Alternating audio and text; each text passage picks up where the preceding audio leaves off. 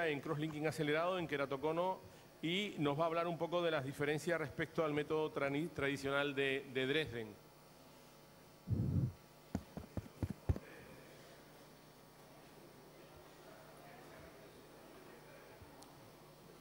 Como sabéis, esto es un Launch Symposium y si no tenéis algún paquetito, alguno, sabéis que tenemos, creo que están justo detrás de esta sala los paquetes que nos corresponden a nosotros. Luis, cuando quieras. Muchas gracias, Vicente. Bueno, pues como muy bien has dicho, la charla va sobre crosslinking acelerado, hablando fundamentalmente de seguridad y eficacia comparado con el crosslinking convencional. ¿Tienes la luz encendida?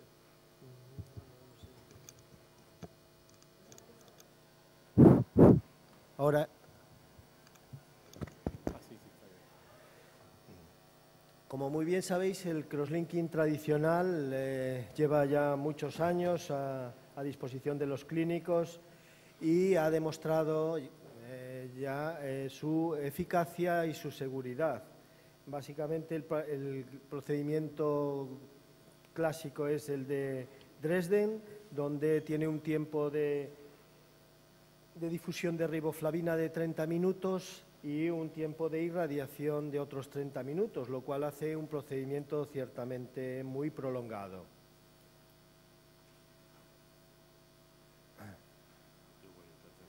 ¿Qué inconvenientes tiene? Pues precisamente la duración excesiva del tratamiento, 1 hora, y que debido a esta prolongación en el tiempo del tratamiento puede dar lugar a una deshidratación de la córnea que finalmente pueda afectar y dañar el endotelio corneal.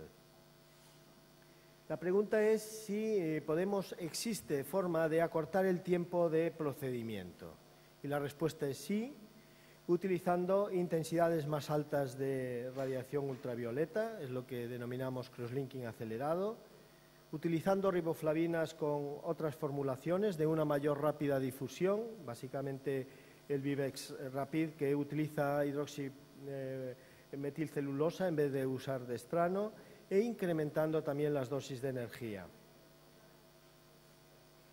Como muy bien sabemos de los trabajos de Theo Seiler, 5,4 julios por centímetro cuadrado es la dosis que se estima de irradiación máxima de seguridad para el endotelio. Pero existe una ley de reciprocidad de Bunsen-Roscoe en el cual dice que un proceso fotoquímico depende de la dosis de energía absorbida, y esta dosis de energía absorbida es el producto del tiempo por la intensidad de la radiación. Con lo cual, básicamente, si nosotros aplicamos una energía de 5,4 julios por centímetro cuadrado, es lo mismo utilizar 3 milivatios durante 30 minutos que usar 30 milivatios durante 3 minutos. Lo cual, simplemente utilizando esta ley de Bunsen-Roscoe, podemos disminuir enormemente los procedimientos de crosslinking. La primera generación de crosslinkers utilizaban estas dosis del protocolo de Dresden, en el cual utilizaba únicamente 3 milivatios por centímetro cuadrado, pero los aparatos de última generación pueden utilizar energías mucho más altas, y así, dependiendo de la energía que utilicemos, pues se va a reducir el tiempo de aplicación.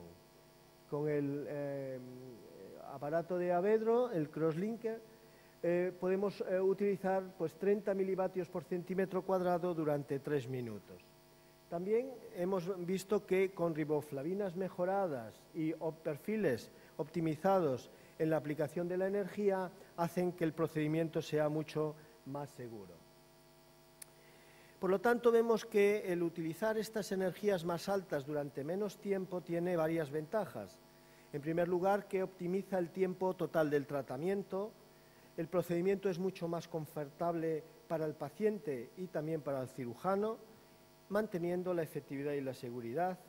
Acorta enormemente el tiempo de tratamiento, aproximadamente un 75%, y al ser menor tiempo de aplicación, disminuye la deshidratación y adelgazamiento corneal durante el tiempo de irradiación.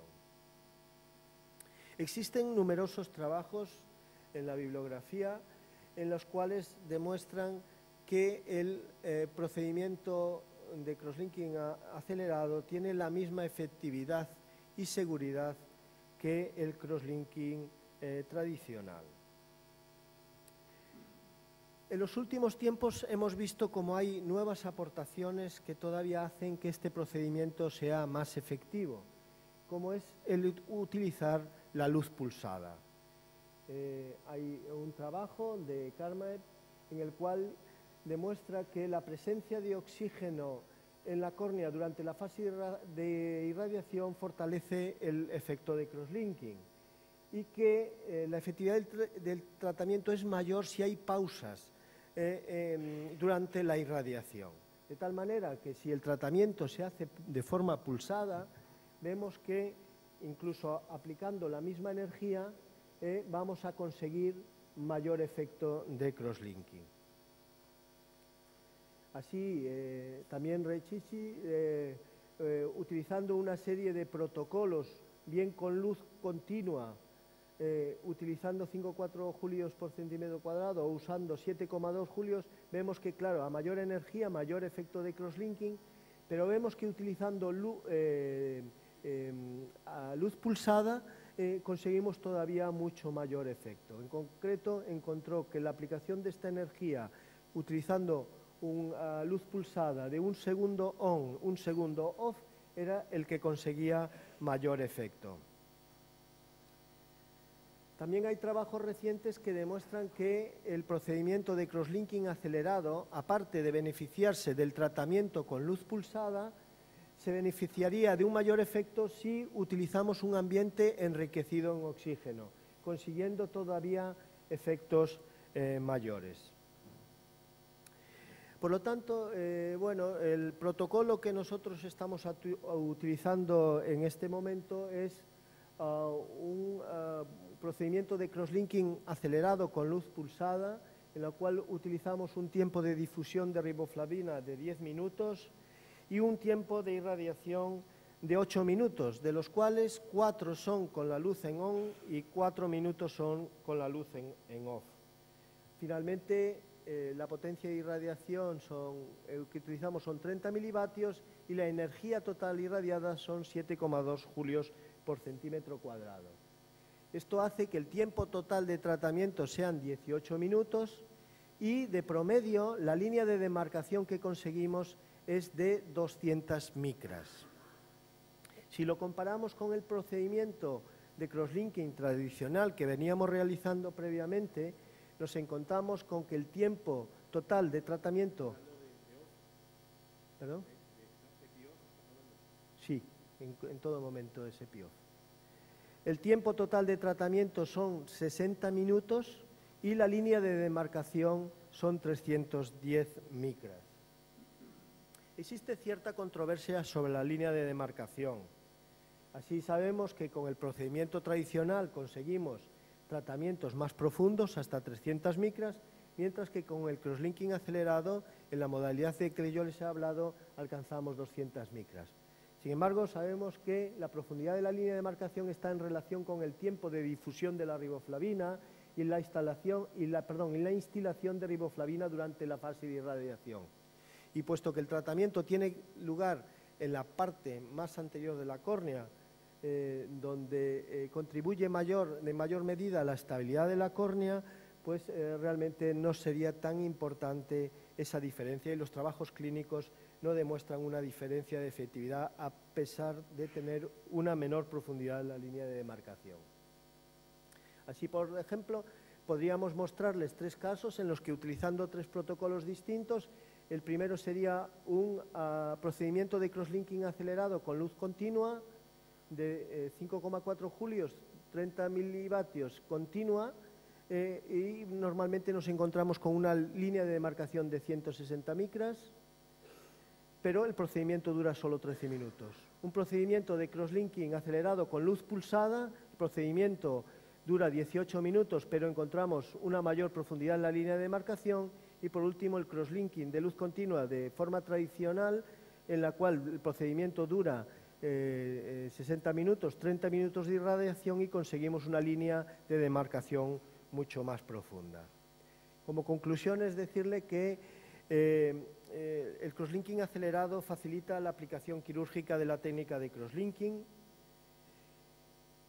que reduce enormemente el tiempo de aplicación y el tiempo de procedimiento, que mantiene la seguridad y la eficacia del tratamiento, que optimiza el flujo de pacientes y el tiempo operativo del personal auxiliar, y que esto también nos abre la puerta a nuevas aplicaciones como podría ser el ASIC Extra. Y sin más, muchas gracias. Muy bien, gracias Luis.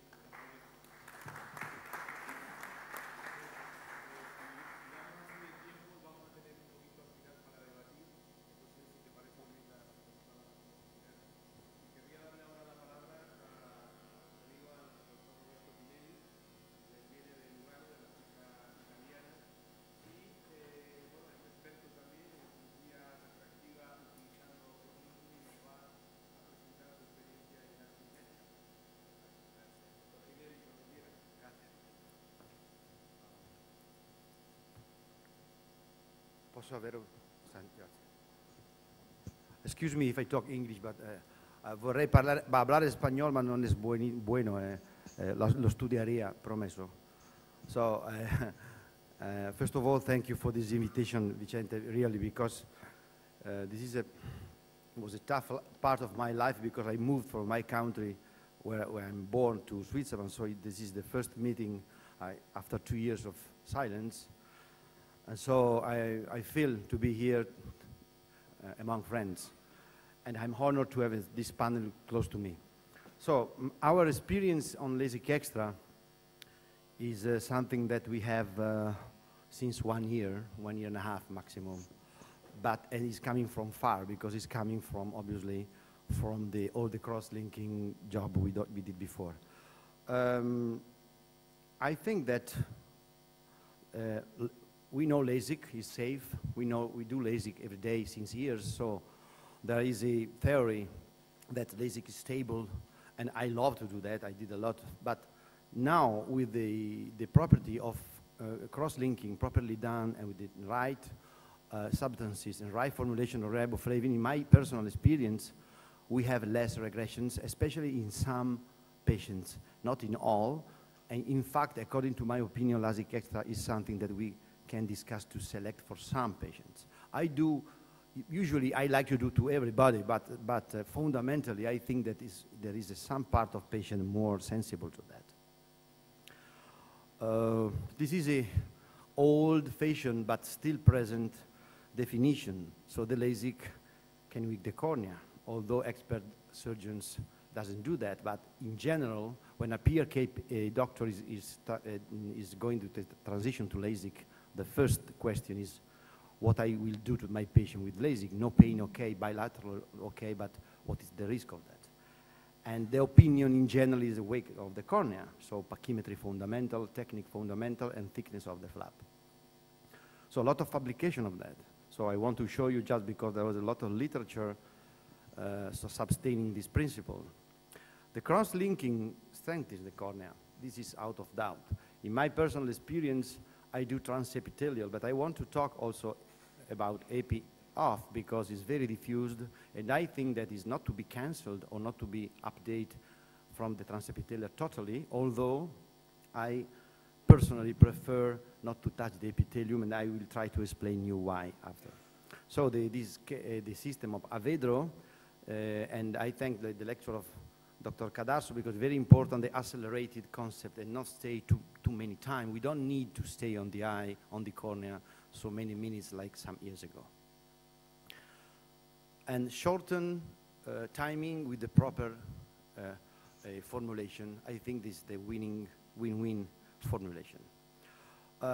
Just a little bit, 2 minutes, concede me 2 minutes, permit to show you why I like epi-integrity, although I repeat, I do some epi-off also, and not every day epi-on, but still epi-on is growing in my clinic. An old publication of Donald Gasset, 68, the keratocyte resting cell has be transformed in fibroblast active cell. It's important, the AP integrity. Without that, it's not possible. So that one of the questions is a very ancient publication. We should sometime go to the past and see pioneers and see what they told 30 years ago. Sometimes we find something interesting now. Another consideration, the keratin sulfate 1 type is the most important mucopolysaccharide, only present in the stroma. So the role of this molecule is very important to maintain the parallelism of the fibers.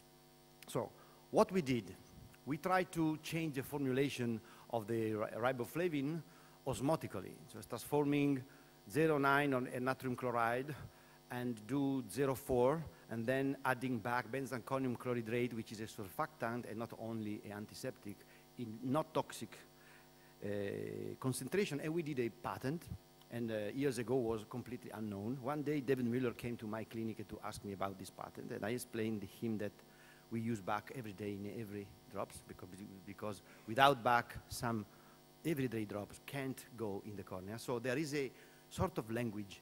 We should know how to stimulate the tight junction of the epithelium, and was in osmosis, according to my opinion, and the other can be a proper use of BAC. And I went to Dresden to Spohl to have a huge discussion, and then we tested the formulation. It was published, and he published that is something that is working. So it's a publication current I researched last year. So the name of Avedro, who bought the patent, is Paracel. This is the formula of Paracel. You see, it's nothing special. There is something, so only two things for me important. The 0.4 natrium chloride, and not only a little bit hypotonic. We tried 0.3, no. We tried 0.5, 0.6, 0.7, no working. 0.4 was working, we don't know why, but it's working in that. And benzalkonium chlorhydrate in very, very, very short concentration. So, what we did in lab before, in vivo first, 2 groups of rabbits, and then we tried what happened transepithelially. You can see we use the light microscope first, and you see the more compact 40% of fibers, again, more compact. But the most important thing was 60,000 magnification, and we saw that 200 below the AP, there was 21% more dense fibers interfibrally, so more parallelism and more compact. And what about endothelium safety? Another question. So we did the same microscopical analysis down, and no effect on the endo area. So apparently is a bad news, but for us it's good news because it means no damage. So the safety and predictability is published, a lot of publication of the safety of LASIK Extra. The question is why to do LASIK Extra, and another question is to which patient, which kind of patient to do LASIK Extra. Personally, I prefer to put Paracel and stay 2 minutes on the flap open, and then wash a lot, and then cover the flap, and stay 3 minutes, 0.5 at 45 milliwatt power. So a very short time of exposition in order not to have some alteration of refractive result. But we can discuss in the question answer after that. There is a protocol. LASIK Extra is stable, but one question I would do if I don't do that is also LASIK is stable. But we can have regression, okay? We can fix lifting the flap, or we can do advanced surface ablation of the flap. But still we have to demonstrate that LASIK Extra is more stable. So I want to present some simple cases. One eye I did normal LASIK, and another eye I did LASIK Extra in the same person. The refraction was very simple, -2 sphere, -1 cylinder, so everyday refraction, everyday patient. After 1 year, I have a little bit of regression of cylinder in one eye, so it's not important. We can fix it, but still is a fact.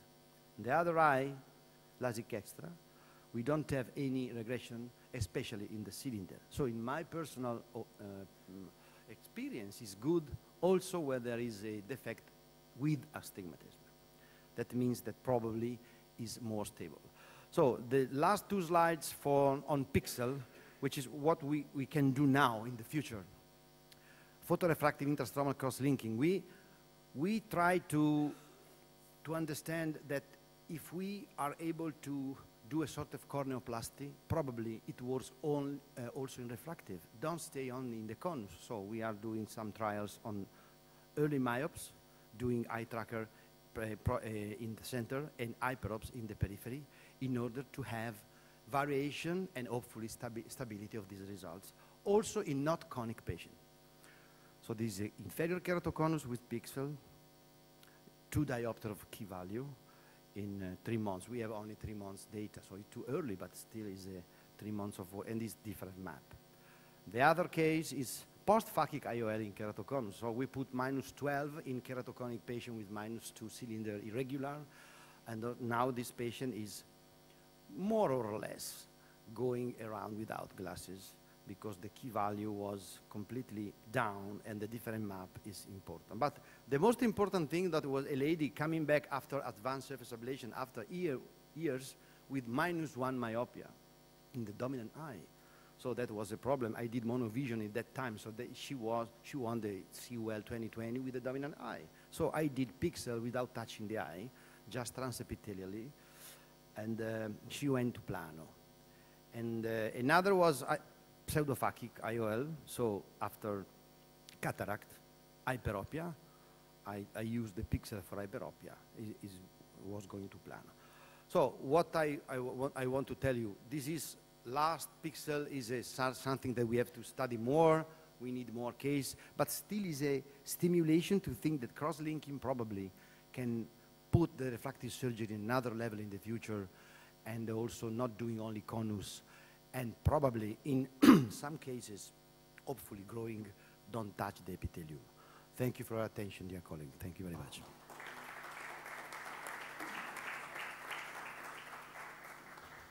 Gracias, doctor Pinelli. La siguiente presentación correrá a cargo del doctor Rafael Baraquer, como sabéis, de Barcelona, que nos va a presentar su experiencia en crosslinking en casos de queratitis infecciosas y queratopatías bullosas.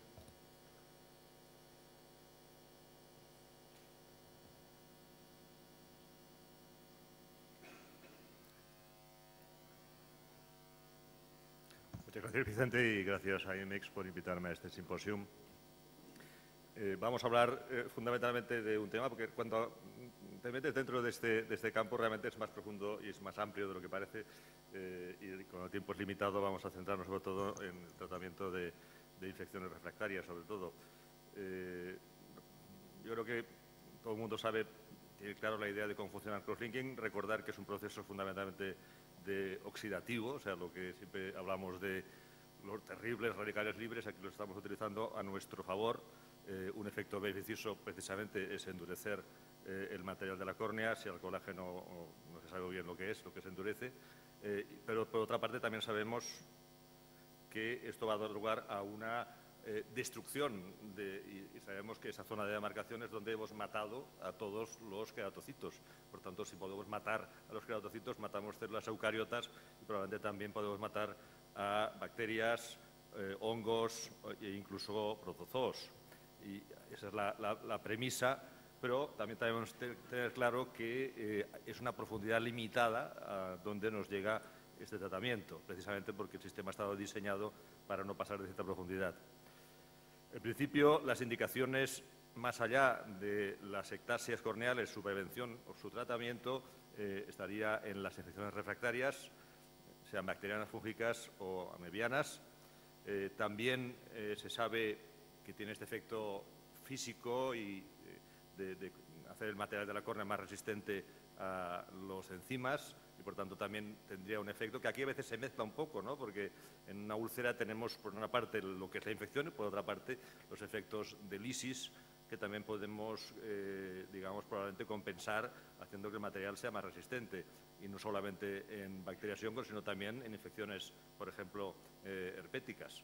Y luego, la última, la acción antiedema, en principio también se puede suponer que si hacemos el material de la córnea más compacto, esto podría suponer una barrera para la difusión del líquido y, por tanto, tendríamos menos edema. Yo tengo poca experiencia y los pocos casos que hemos intentado no ha sido excesivamente realmente positiva, quizá porque a menudo se trata de pacientes de cierta edad y que a menudo también tienen una superficie ocular un poco comprometida. Si a estos pacientes se les quita el epitelio, pues a veces tienen problemas después importantes de epitelización, no es lo mismo que hacer una cirugía refractiva superficial en un paciente joven. Una pequeña revisión de la literatura de cross-linking queratitis, salen 33, esto lo hice antes de Navidad, pero de todas formas de las cuales solo 12 eran para queratitis infecciosa, 3 casos de acanthobeba, 5 en casos de herpes, fundamentalmente para el melting, y 5 en casos de infecciones tras cross-linking, o sea que también te salen cuando haces estas búsquedas, y otros en complicaciones de la cross-linking en general. Fijaros que son difíciles de comparar porque hay algunos mezclan bacterias y hongos, otros son más hacia amebas, otros son queratitis refractarias que no se sabe muy bien de lo que son a veces, ¿no? Como siempre pasan dentro de este campo. En general, la respuesta es buena. Por ejemplo, en el primer trabajo de arriba, todos mejoran desde el primer día. En algunos casos ha habido una reacción de hipopion, que es inflamación, y a lo mejor significa que hay una reacción, pero eso no quiere decir que no sea efectivo para curar y matar el agente infeccioso.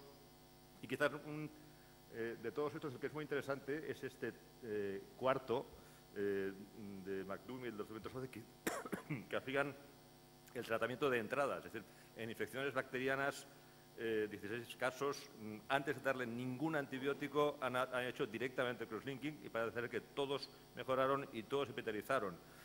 Solamente 2 casos requirieron antibióticos y un caso requirió una membrana amniótica. O sea que también la efectividad de este tipo de tratamientos va a depender posiblemente mucho de cuándo se hagan.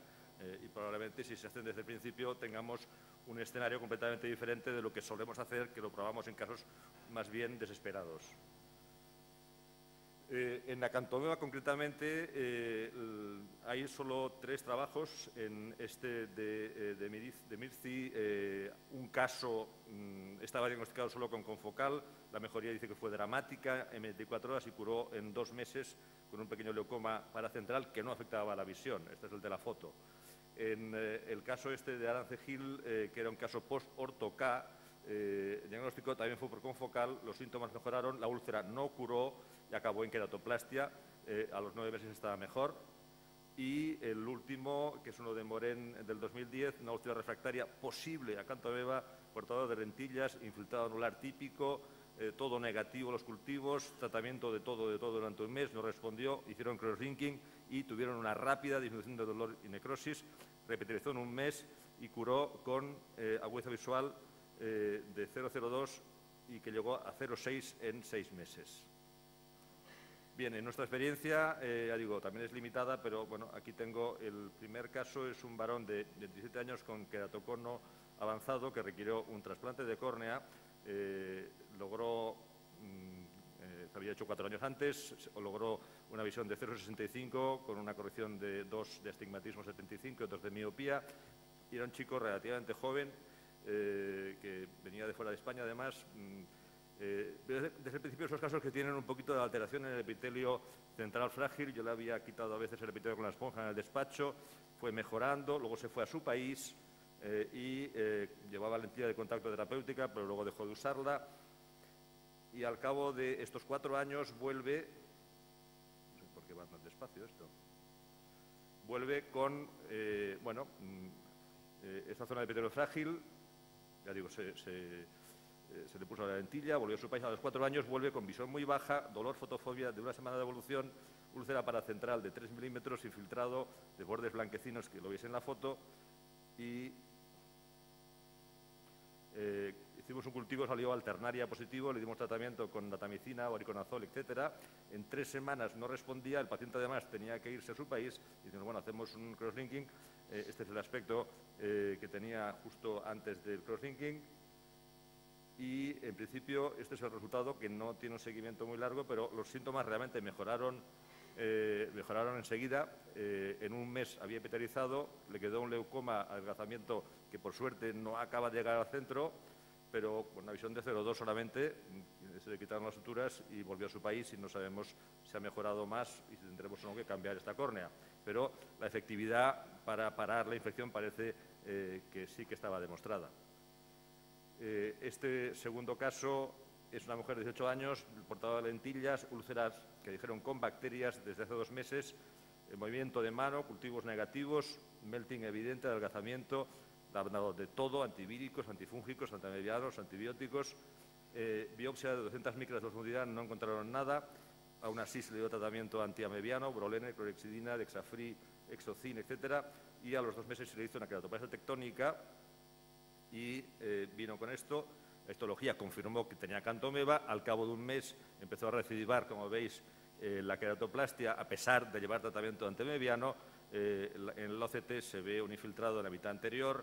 Se le hizo entonces el planteo de hacer un crosslinking y tras una inicial mejoría, a los 4 meses volvió a empeorar. A los 9 meses estaba más tranquilo, pero se llegó a perforar la unión injerto-receptor, que es una cosa bastante típica de las amebas, y hicimos una nueva queratoplastia tectónica de 10 milímetros después de esos 9 meses y finalmente realmente esta persona, hay que decir que es una paciente con suerte porque a los 10 días tenía 0,3, en la biopsia de lo que se quitó se confirmó que quedaban amebas, a los 7 meses está tranquilo, catarata madura, se le hace la cirugía de la catarata madura con esta atrofia de iris. Y el resultado, 3 años después, el injerto está transparente, tiene esta discoria, pero agudeza visual, un entero plano. A ver, esto no siempre es así. Yo he tenido casos parecidos que cuando hemos llegado a operar la catarata tenían visión, no percibe luz. Es decir, que en las amebas, pero en fin, en este caso lo que se ha visto es que se ha podido hacer algo que parece que ha tenido un resultado final positivo. Y el último caso es este señor de 88 años en el año 2014, que tenía una evidente rosácea, una catarata operada el año 84 intracapsular, el ojo derecho era amblíope de una centésima de visión, en el 93 empezó a perder visión y tenía un edema corneal 0,07, en el año 94 se le hizo una queratoplastia ilío suturada sulcus, en el 97 tenía 0,7 en este ojo con corrección, tratamiento lágrimas artificiales, vibracina, COSOP, Alfagan, tenía también hipertensión. El año 2007 se dio un golpe en su ojo único, o casi único, estalló el globo y no tisis bulbi.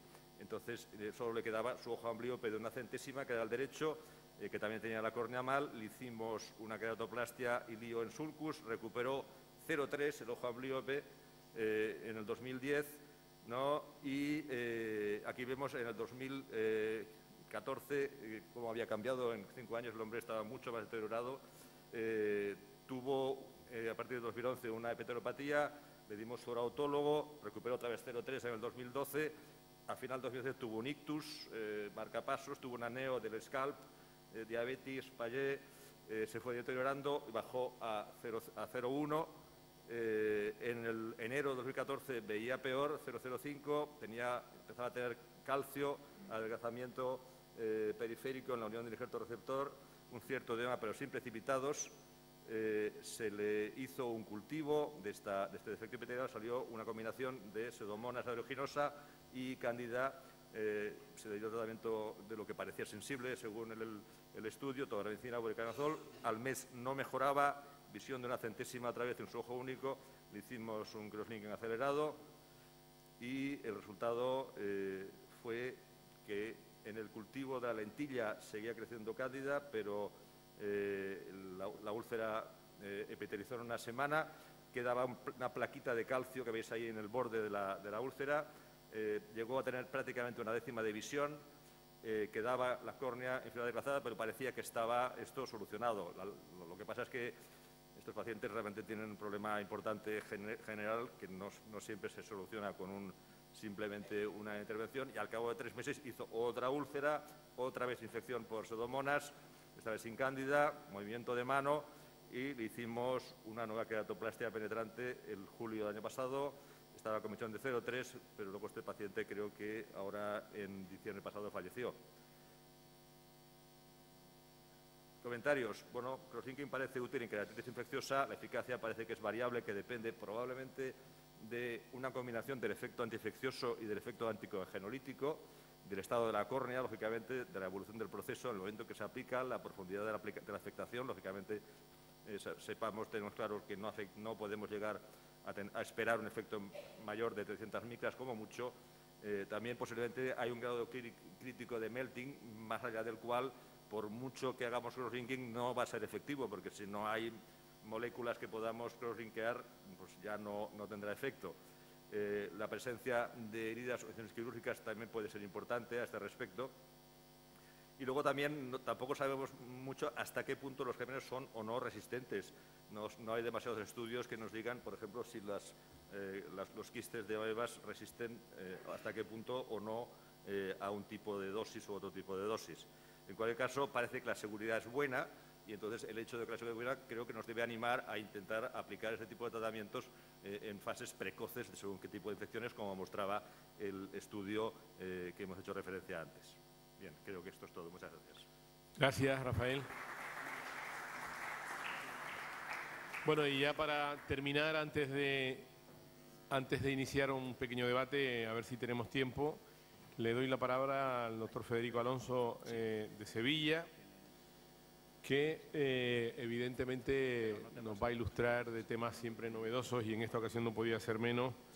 Y el título que nos va a presentar es que si podemos pelearnos con el epitelio o si es mejor llevarse bien con él.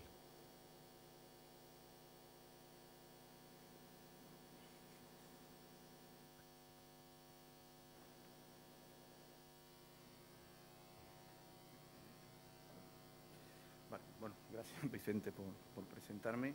Bueno, os voy a explicar un poquito lo que nosotros consideramos la importancia que tiene el epitelio previo a la cirugía, la importancia que tiene después de la cirugía y cómo a través de procedimientos de crosslinking hiperacelerado podemos ver cómo se puede remoldear el epitelio y la importancia de tener una serie de conceptos claros para no equivocarnos. Esto no va por aquí.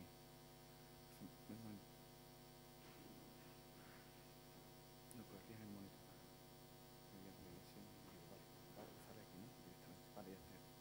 Bueno, la importancia del epitelio. Es evidente que hay una cosa que es que el epitelio desprestigia al oftalmólogo. Es decir, tú puedes hacer una cirugía perfecta, una cirugía de catarata, una cirugía sobre córnea.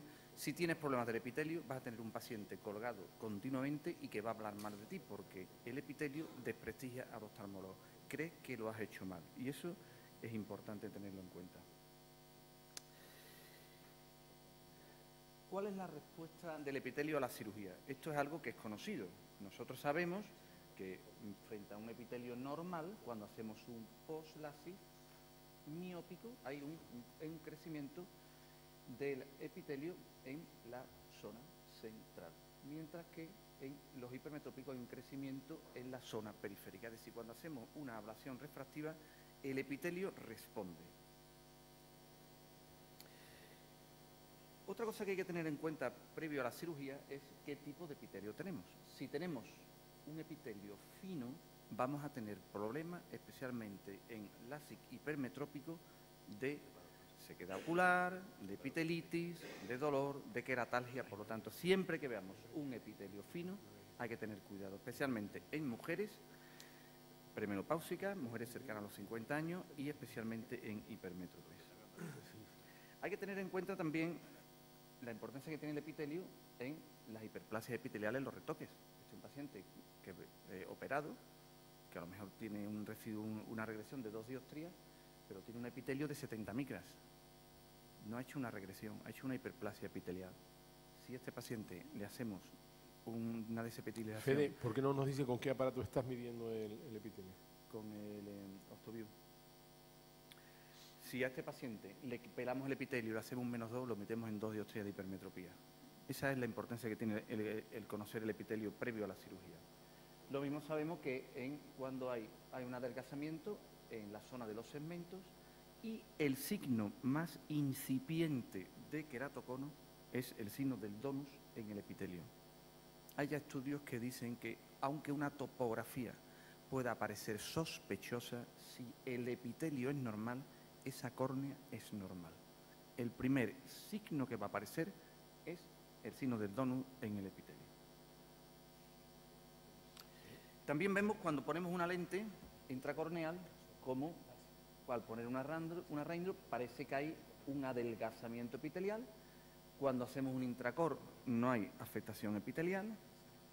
Cuando ponemos un canra hay un adelgazamiento que coincide con la zona de la lente, y cuando ponemos un raindrop igual. Lo que no sabemos es si esto es real o si realmente puede ser un artefacto de la OCT. Lo cierto es que cuando retiramos la raindrop, rápidamente el epitelio se recupera.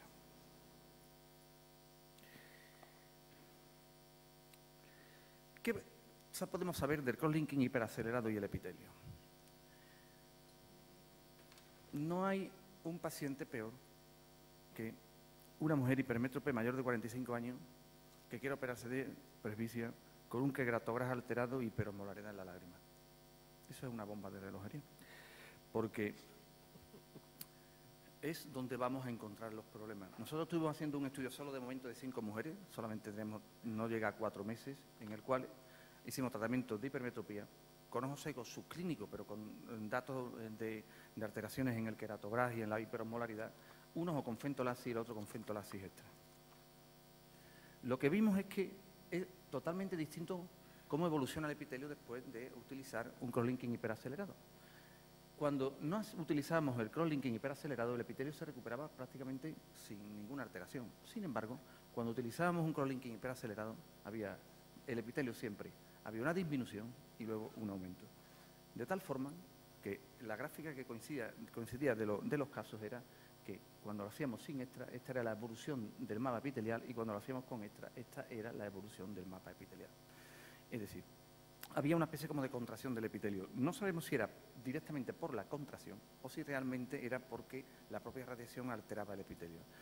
Lo cierto es que los pacientes que le habíamos hecho el fentolasis extra en pacientes ya con ojos secos subclínicos tenían una evolución mucho mejor, no aparecían epitelitis, no aparecían queratitis, no aparecían alteraciones de queratalgia, y el paciente estaba mucho más confortable con el ojo que le habíamos hecho el crosslinking hiperacelerado que con el que no. No sabemos si puede existir un efecto placebo, pero realmente eso era lo que ocurría. Lo cierto es que, aunque no tenemos estudios de microscopía electrónica, lo cierto es que el doctor Rocha en Canadá sí hizo un estudio de cómo evolucionaba a través qué producía el crosslinking en trasplantes de córnea, y lo que sí veía que en todas las capas lo que había era una contracción de todo. O sea, se pegaba, es decir, el epitelio se pegaba a la Bowman, había una contracción del estroma y había mayores adherencias. Algo tendrá que ver.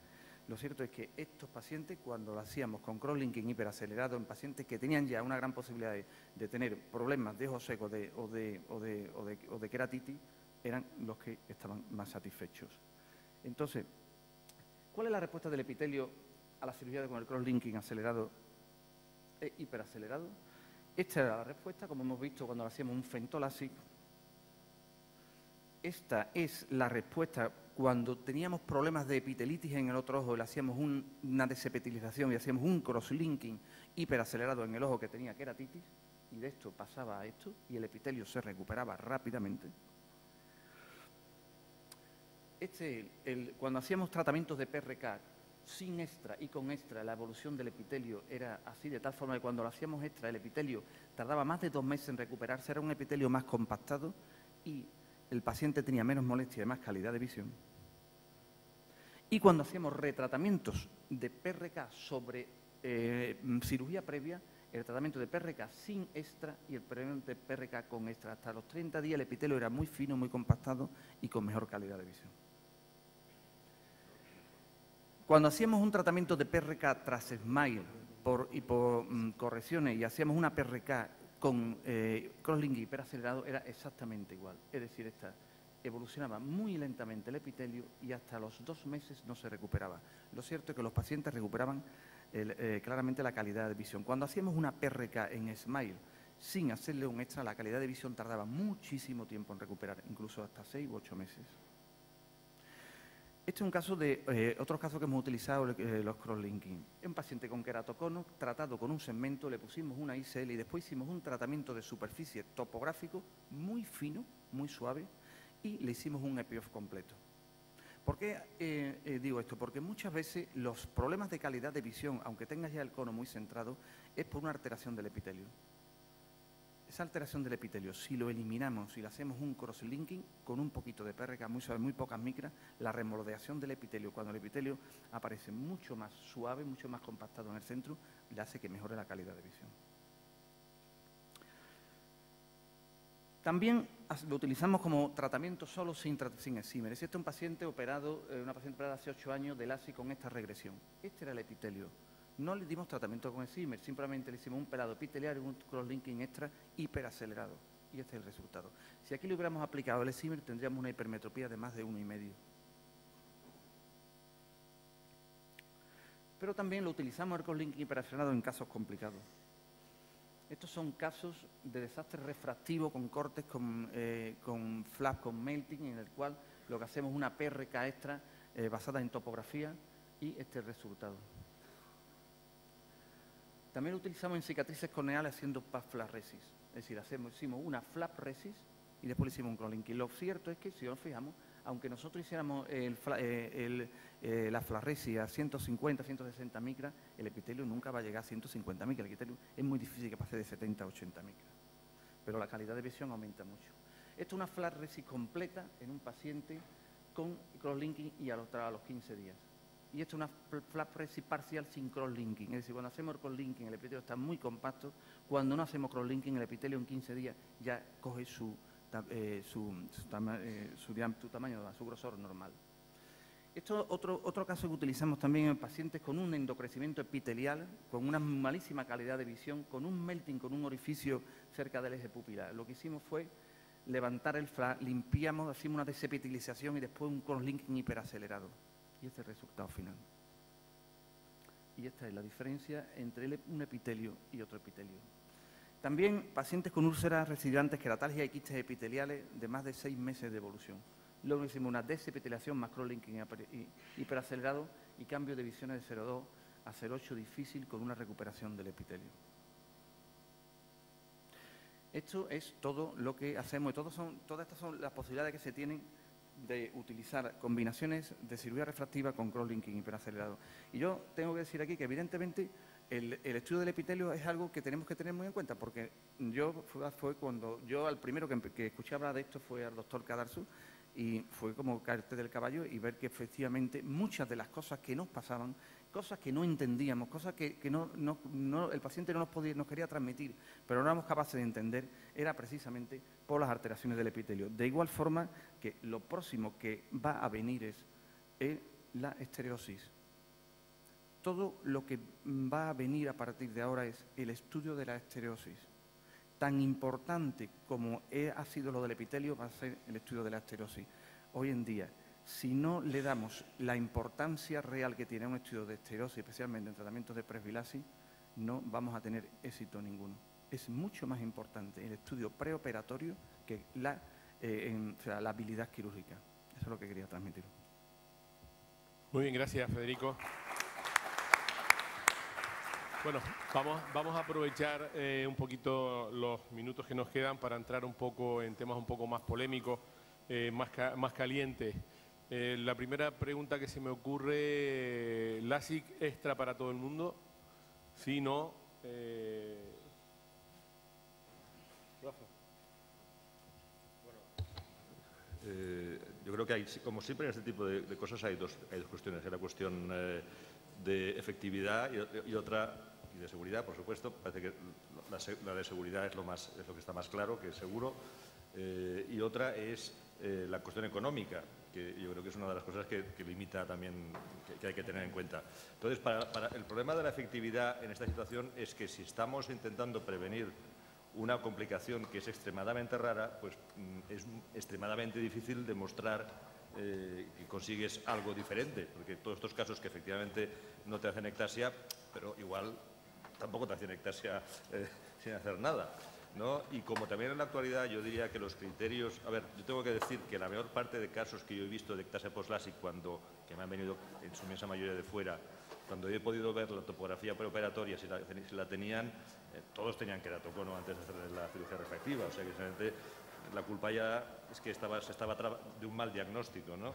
En la actualidad yo creo que tenemos métodos de despistaje, sobre todo con la topografía total, anterior y posterior de la córnea, de una sensibilidad tal, y también tenemos un nivel de sensibilidad en que cuando hay, por lo menos en nuestro medio, cualquier duda sobre la cirugía corneal, nos vamos a cirugía intraocular. Entonces, yo es por eso que realmente tengo que decir que no he dado el paso, porque no he encontrado todavía claramente la indicación para esta. En tu caso, Federico. Vamos a ver, yo tengo claras las indicaciones. Las indicaciones, creo que el crosslinking hiperacelerado... ¿La LASIK está para todo el mundo? No, ni mucho menos. No. Creo que no es necesario. Igual que no es necesario que alquilar un Mercedes último modelo como de taxi para desplazarte 100 metros. Para ir a Rusia, sí. Es decir, esto tiene sus indicaciones. Y las indicaciones son, en mi opinión, pacientes jóvenes, porque tienen la córnea mucho más hiperelástica y creo que le puede venir bien hacer un crosslinking hiperacelerado porque va a quitarle elasticidad a la córnea y creo que eso es bueno en caso de regresiones. Y tiene también, para mí, porque he tenido mejor resultado en los casos que he puesto, hay pacientes que vamos a alterar por la delaminación todo lo que es el ojo seco, el epitelio, porque he tenido mejores resultados, especialmente, digo, mujeres mayores de 45 años hipermetrópicas, y son las indicaciones básicas, es decir, pero lo que no podemos hacer es cambiar los criterios de seguridad para aplicar el crosslinking hiperacelerado. No se debe de hacer. Eso pero creo por que ejemplo, y después, y hay que tener un poco también cuidado con los crosslinking hiperacelerado, porque uno tiene que vigilar al paciente. El paciente le hemos dado una gran radiación, el paciente hay que hacerle un seguimiento, hay que saber dominar muy bien los tratamientos con corticoides.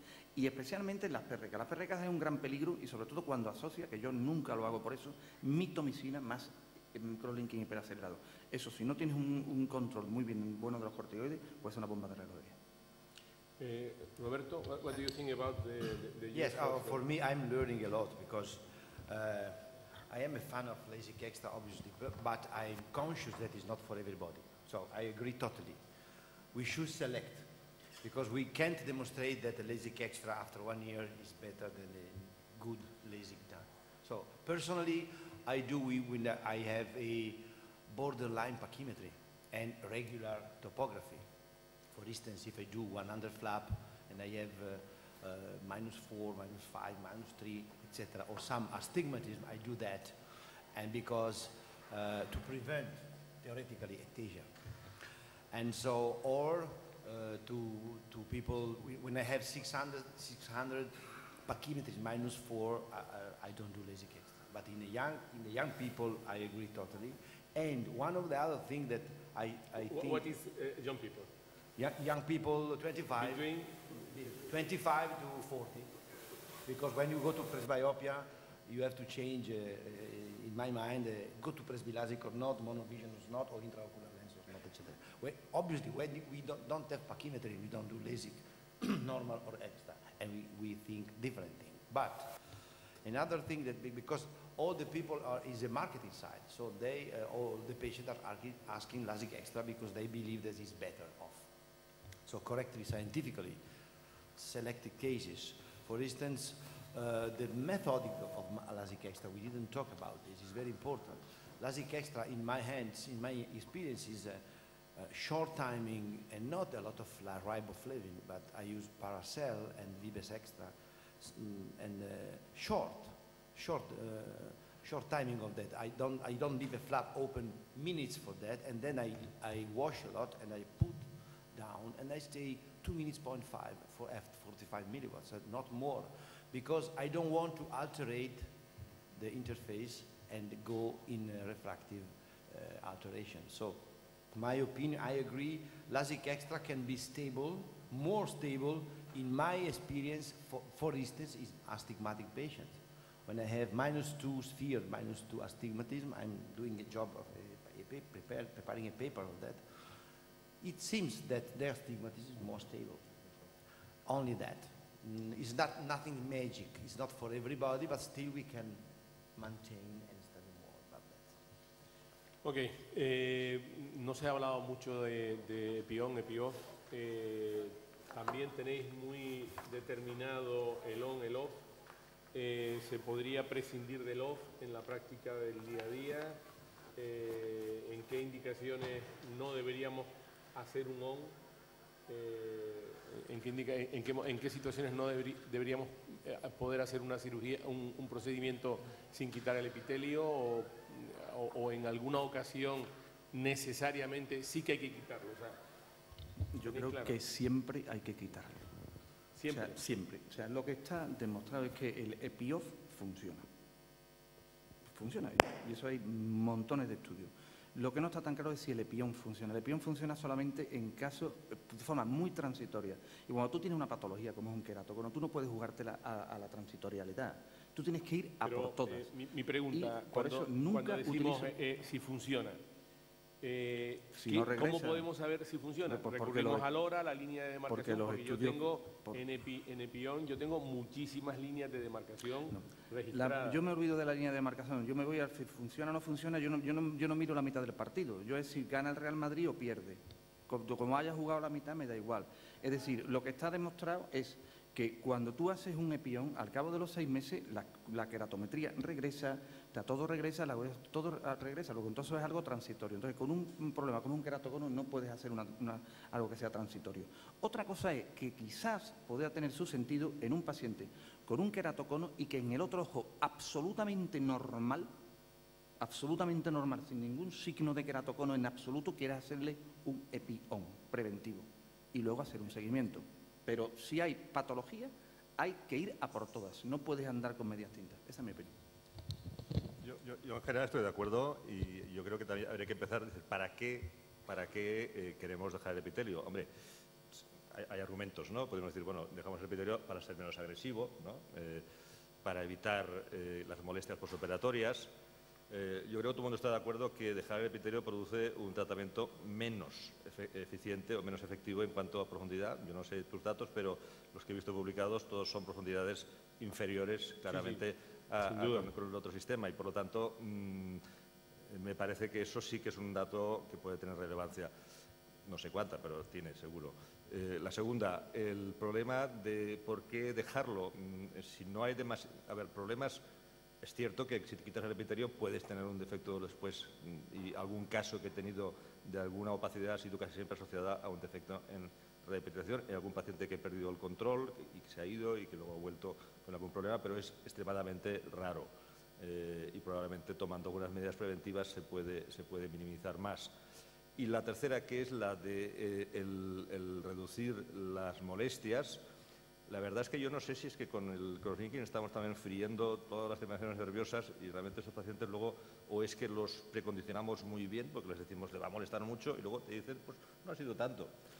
Y en ese sentido no tengo tampoco experiencia, yo no sé, pero he oído por ahí, decían que los que habían probado, por ejemplo, el sistema de la iontoforesis, que al revés, más bien los pacientes tenían más molestias, o sea que a lo mejor algún tipo de producto que se produce en la reacción química esta, al quedar atrapado bajo el epitelio intacto, provoca más irritación nerviosa. No tiene nada que ver la iontoforesis. Las burbujas. Bueno, pues sería una forma de poder hacer realmente, asegurar la penetración sin quitar el epitelio. This is very interesting argument for me because I am a fan of EPI-ON, but I love them. So I want to try to find un compromesso. Il sogno futuro, il mio, è di non toccare l'epitelio, è il sogno di todos. Ma ovviamente il fatto che the fact that it is not working the trans-AP is not in my experience. We have stability. I was asking why. Probably la verità sta a metà. La iontoforesi è una tecnica che we tried three times, but it's not working. And not only not working, it's my hand. Probably I'm not able enough, but still it's not without complaints, but la osmotica, depending of the what kind of molecule you are able to penetration 200, 250, so it's not so deep, but ha più trasparente cornea e stabilità. Il problema è che che cosa intendiamo per stabilità del cono e che cosa intendiamo per quando un cono è risolto, dire ok, tu non hai keratocono più, ok, hai una cornea trasparente, che refrazione, c'è un movimento futuro o nada, perché we have stability. When I have -3 cylinder, I do transepithelial, and this -3 cylinder is going to -1 after 5 years, no transplant, and still -1, for me is stable. It's not solved, but it's stable. It's obvious that as far as marketing is concerned, the patient prefer Transepi because they don't feel anything. So that is no scientific argument. But still, I will continue to work on maintain epithelium and try to do both.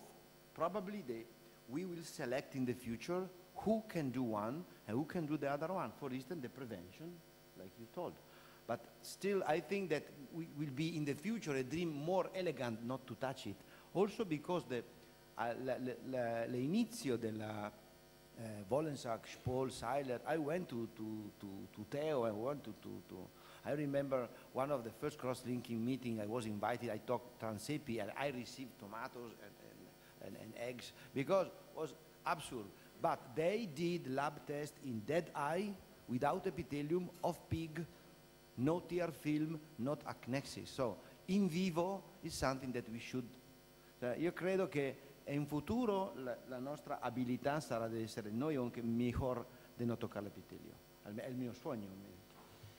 Bueno, yo como sabéis hago mucha cirugía de anillos y en este momento en pacientes jóvenes me he pasado a todo el paciente que le hago anillos, le hago en el mismo acto quirúrgico un crosslinking epión.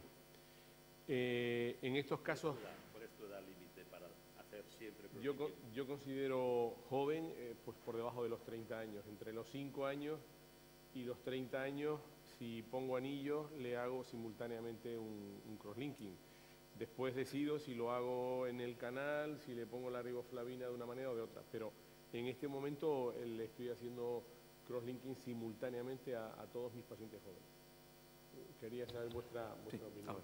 Yo siempre intento hacer segmento y crosslinking, pero epi-off. Hasta queda, vamos, lo que todos sabemos, lo que tiene menos controversia, o aunque algo tiene, es que evidentemente los segmentos lo que hacen es que mejora la calidad de visión porque los segmentos centran el cono, pero el efecto de parar o controlar el keratocono lo hace el crosslinking. ¿Qué le ocurre? Que evidentemente cuando no hago un crosslinking y solo pongo segmento, cuando es un paciente que tiene, por ejemplo, 50 años. Es decir, el crosslinking natural de la propia córnea probablemente haga que la necesidad que tenga un paciente de más de 50 años para hacerle un crosslinking no sea necesaria. Ahora, en pacientes jóvenes hay que hacérselo a todos y si se lo hacemos en un mismo tiempo, mejor. Bueno, yo creo que estamos bastante de acuerdo en el principio. El problema es dónde se pone la frontera. Hay que recordar que el keratocono es una enfermedad que en general se autolimita, aunque también es cierto que cuando se pasa de cierto límite de adelgazamiento, entonces la física cambia y entonces hay cosas que progresan. Pero se autolimita. ¿No? Yo creo que usamos mucho esa frase hecha, Rafa, de que tú no has puesto anillo en pacientes de 60 años, yo sí. Yo he puesto anillos sí, alguno de 50 y tantos. No. De 50 porque ha evolucionado el cono. Bien, pero... Sobre todo en frotadores. Pero yo veo muchas personas con keratocono y la verdad es que la progresión por encima de los 30 años realmente es muy rara, excepto que tengas un cono muy avanzado que tiene una dinámica diferente. Entonces, para mí está claro que primero, yo creo que los implantes de PMMA, que son como una costilla por ese lado de la córnea, algún efecto mecánico de aumentar la resistencia tienen. Lo que pasa es que el efecto probablemente es localizado en la zona alrededor de donde está el implante, mientras que con un crosslinking es un efecto más difuso, ¿no? Por tanto, algo hacen y por tanto yo creo que el simple hecho de poner un implante seguramente que hay algún grado de keratocono que te lo frena, ¿no? Lo que no sé es si eso se puede reducir a simplemente una edad o habría que estudiar en cada caso. Como son procesos lentos, el problema es que para ver si una cosa progresa o no hacen falta años casi siempre. Por tanto, para mí hay una zona gris de duda importante. Yo tengo claro que en pacientes muy jóvenes, y para mí sobre todo es, digamos, hasta 20 años, ahí sí que es necesario hacer ambos procedimientos, porque sí que he visto progresiones, y de hecho progresiones inversas, a veces, a pesar de haber puesto implantes, y probablemente actualmente prácticamente todos los menores de 20 años hacemos sistemáticamente crosslinking. Lo que todavía tenemos claro es si lo hacemos en la misma sesión o lo hacemos diferido en algún caso. Por encima de 30 años yo creo que va a ser realmente raro que sea necesario, excepto que se demuestre una progresión. Y tengo esa zona gris entre 20 y 30 años que todavía no lo tengo claro. Bueno, y yo creo que ya para ir terminando, y luego si queréis hacer alguna pregunta al final, yo he tenido la oportunidad también, Federico y Roberto, de hacer a Pixel en córneas ectásicas.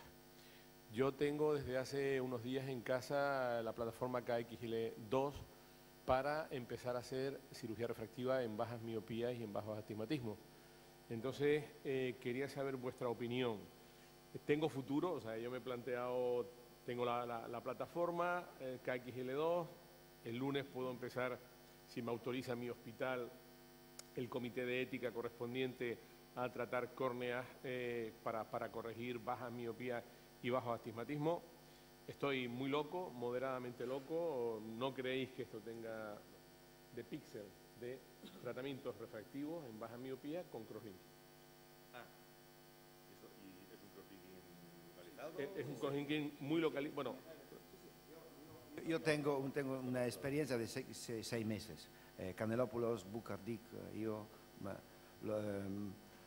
nel mio caso è una buonissima tecnologia in evoluzione. Dobbiamo... ¿Pero estás hablando en ectasias o en córneas normales? No, in bassa miopia, cornea normal, meno 1 dioptria di miopia, meno 1.5. Sì, in centro. Mettiamo l'eye tracker. Che diametro? Di diametro 6,5, lontano dall'imbus, e stiamo eye tracking e puntiamo lì. Poi tecnica AP on, AP off, dipende, io faccio AP on, ma la macchina calcola il joule e tutto, è una automatizzata. ¿Tus pacientes lo has hecho con Epion? Epion, cioè era una ASA regresión de vecchia PRK, Pues tornata. A mí no me dejan hacerlo Epion. Me ha dicho Avedro che me tengo che compromettere a quitar. Sì, infatti io tengo discussione spesso con Avedro, muy amicale, perché loro amano EPI-OFF, ma io continuo. Creo que esta conversación no vaya a tener un poco más tarde, ¿no? Repite que no te... Que creo que esta conversación la vaya a tener un poco más tarde los dos. Bueno, ¿tenéis alguna pregunta para los ponentes? ¿Alguna cosa que se os ocurra? ¿O damos por cerrada la sesión? Bueno, pues yo creo que entonces damos cerrada la sesión. IMEX, ¿alguna cosa que os interese? Vale, pues gracias a todos. Scusa Vincenzo, no, ho un'ultimissima per me una questione sul dottor Barcher. Se tu tieni very importante, se tu tieni una infezione batterica iniziale, una ulcerazione, generalmente fai antibiotico, il vecchio protocollo, è possibile pensare a un cross-linking come primera scelta e in quale caso è possibile secondo lei che sia buono? Yo creo que precisamente he resaltado dentro de la literatura ese trabajo y además es la serie mayor, que tiene 16 casos que se hizo un tratamiento de crosslinking de entrada en úlceras bacterianas solamente, ¿no? Y sin haber puesto ni una gota de antibiótico. Y solamente 2 de los 16 tuvieron que rescatarlos poniendo el antibiótico, me parece, y uno tuvieron que ponerle, no sé si algo más, o de amniótica, pero que en general funcionó en un porcentaje muy alto. O sea que realmente, a ver, yo en esto soy clásico, yo creo que es muy importante primero hacer el diagnóstico. Lo que siempre estoy machacando a los residentes es que hagan no tengan ojos de microscopio electrónico y sepan si esto es un pseudomonas mirándolo o es un hongo, que muchos lo tienden a hacer. O sea, hacer los cultivos, hacer los frotis, ¿no? Y después, hombre, es prometedor y es una cosa que se puede probar, creo yo. Y en principio tiene lógica. Primero, los casos que yo he presentado son casos todos avanzados, es un estudio retrospectivo, pero como mínimo parece que demuestran que es efectivo. Lógicamente, si es efectivo en un caso avanzado, lo será más en un caso precoz, ¿no? Muy bien. Gracias a todos.